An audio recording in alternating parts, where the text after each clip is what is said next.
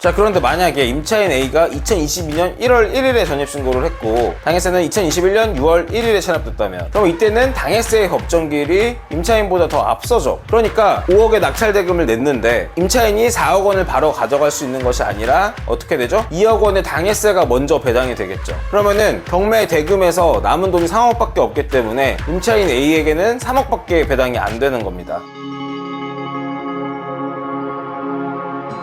안녕하세요, 김인건 변호사입니다. 오늘은 지난 편에 이어서 부동산 경매 준비하시는 분들이 꼭 알아야 할 내용 한번 살펴보도록 하겠습니다. 특히 오늘은 지난 시간에도 말씀드린 말소기준 권리를 기준으로 그 이후에 권리관계가 어떻게 되는지, 그리고 가장 중요한 부분, 대항력 있는 임차인의 배당 요구로 인해서 어떤 문제가 발생할 수 있는지, 조세채권이나 당해세와 같은 압류 부분은 어떻게 봐야 되는지, 이런 부분들을 중심으로 설명드리겠습니다. 결국은 부동산을 낙찰하는 입장에서는 누가 돈을 얼마 가져갔는지 사실 관심이 없죠. 뭐가 걱정되는 거죠? 내가 물건을 제값 주고 샀는데 누군가한테 돈을 추가로 줘야 되는 일이 생기거나, 아니면 임차인을 내보내지 못한다거나, 이제 이런 경우가 문제가 된다고 생각을 하시면 돼요. 그래서 그렇게 경매 낙찰하는 입장에서 살펴봐야 되는 부분들을 오늘 말씀드린다, 이렇게 보시면 되겠습니다. 자, 다시 한번 일단 말소기준 권리에 대해서 간단하게 말씀드릴게요. 말소기준 권리는 부동산 경매에서 어떤 권리가 살아남고 어떤 권리가 소멸되는지를 판단하는 기준이 되는 권리를 말합니다. 그러니까 지난 시간에 말씀드렸죠. 말소기준 권리보다 앞선 권리는 유지가 되고 뒤선 권리는 소멸된다, 이렇게 보시면 되겠습니다. 말소기준 권리 같은 경우는 대부분이 이제 근저당권이 되고요. 가끔 가압류가 기준이 될 때도 있지만 굉장히 드물다고 보시면 되겠습니다.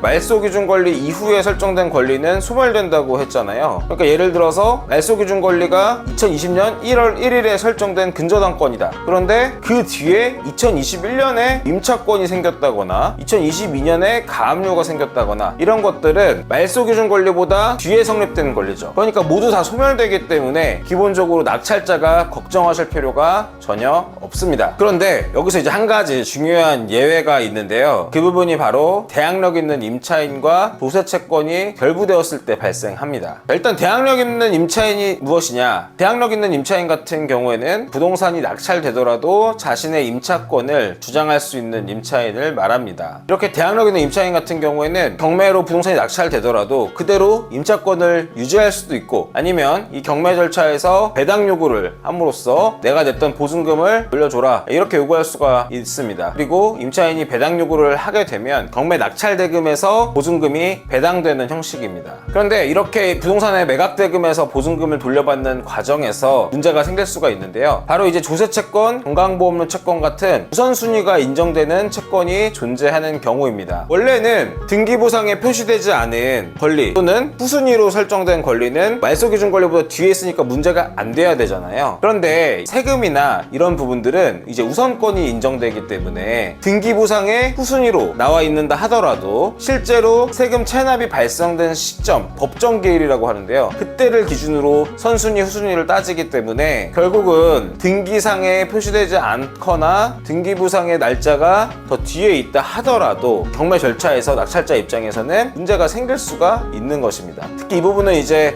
2023년에 법 개정으로 인해서 뭐 또 당해세나 그런 임차인 보증금 간의 우선순위, 이런 부분들 달라진 부분도 있기 때문에 꼼꼼하게 살펴보실 필요가 있습니다. 자, 그럼 조세채권과 당해세, 법정기일 우선순위, 이런 부분 한번 설명해 드릴게요. 조세채권이라고 하면 일단 국세, 지방세, 이런 걸 말합니다. 대표적인 국세가 소득세, 법인세고요. 지방세는 재산세, 이런 것들이 있죠. 그래서 이게 특정 부동산하고 직접 관련이 있는 게 아니라 채무자가 부담하는 그런 세금 채권을 말합니다. 그리고 이런 조세채권은 법정기일에 따라서 이제 우선순위가 결정이 됩니다. 자, 그럼 당해세는 무엇이냐? 당해세는 경매 대상 부동산과 직접 관련된 세금을 말합니다. 주로 재산세나 종부세, 이런 것들이 해당합니다. 자, 그럼 법정기일은 무엇이냐? 이 법정기일은 권리의 우선순위를 결정하는 기준 날짜입니다. 그런데 조세채권 같은 경우 세금이 체납된 시점에 법정기일이 설정됩니다. 예를 들어서 2021년 6월 1일에 재산세 납부 기한이었는데 체납이 되었다. 그러면은 2021년 6월 1일이 법정기일이 됩니다. 그리고 이게 임차인의 배당 요구와 연결이 된다 그랬죠. 임차인 같은 경우에는 임대차 계약 체결일이나 전입신고일 같은 경우가 이제 대항력 있는 날짜가 될 수가 있습니다. 자, 그럼 이게 실제 사례에서 어떻게 되느냐? 대항력 있는 임차인에 대해서는 낙찰자가 책임지고 보증금을 반환을 해줘야 되거든요. 그런데 만약에 임차인보다 세금이 먼저 배당을 받아 버림으로써 임차인이 보증금을 충분히 돌려받지 못한다면 어떻게 될까요? 내가 그 집에 들어가기 위해서는 내 돈으로 임차인한테 추가적인 돈을 줘야 되는 상황이 생길 수가 있는 것입니다. 자, 예를 들어 볼게요. 이 경매부동산의 임차인 A가 2020년 1월 1일에 전입신고를 완료해서 대항력을 취득했습니다. 그리고 당해세는 2021년 6월 1일에 체납되었다고 가정해 보겠습니다. 자, 그러면은 임차인의 대항력이 취득된 날은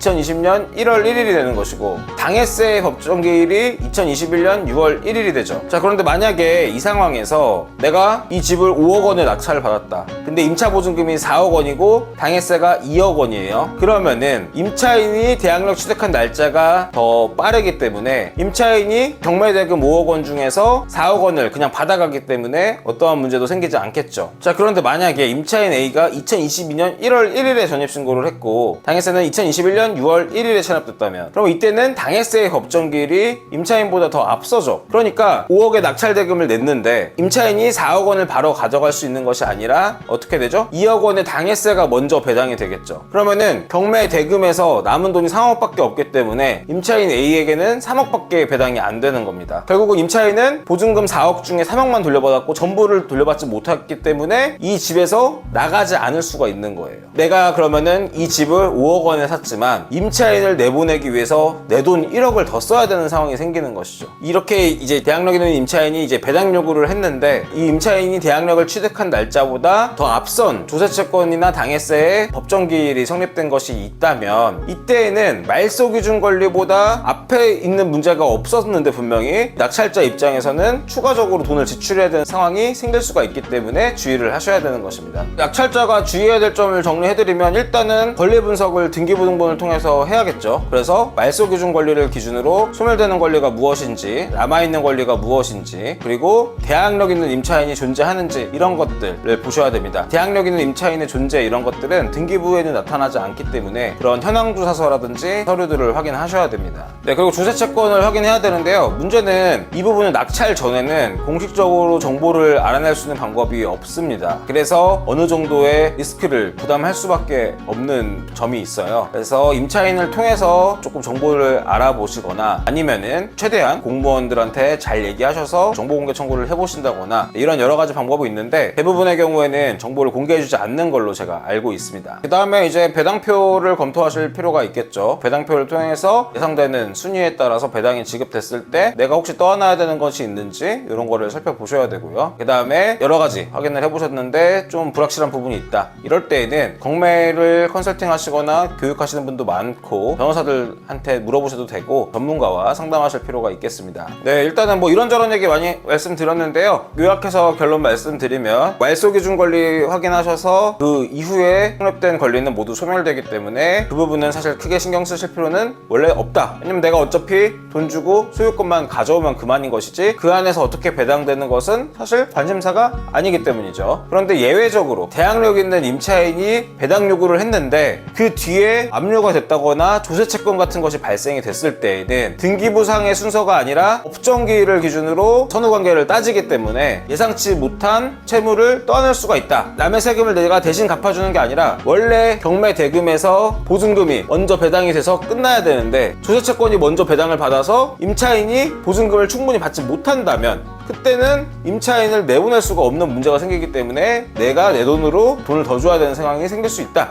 이 부분이 걱정하셔야 되는 부분이다. 이렇게 말씀드릴 수가 있겠습니다. 구체적인 케이스로 들어가 보면 배당 요구를 제대로 했냐 안 했냐, 철회했냐, 뭐 법인이 있을 때 어떻게 하냐, 뭐 이런 식으로 굉장히 여러 가지 사례들이 있을 수는 있는데 저도 경매 많이 찾아보고 했는데 사실 그런 특이한 물건들 잘 나오지 않기 때문에 제가 봤을 때는 경매 초보분들이 굳이 그런 케이스들까지 먼저 공부하실 필요는 없지 않나. 결국은 경매에서 제일 중요한 부분은 법률적인 부분이 아니라 이제 내가 얼마나 좋은 물건을 싸게 샀느냐 이런 부분이 되는 것이고 법률적인 리스크 부분은 그때 가서 공부하셔도 제가 봤을 때는 늦지 않습니다. 그리고 워낙 상담해주는 전문가들이 많기 때문에 그런 부분들도 이용해 보시면 되지 않을까 이렇게 생각을 하면서 오늘 영상 마치도록 하겠습니다. 시청해주셔서 감사합니다.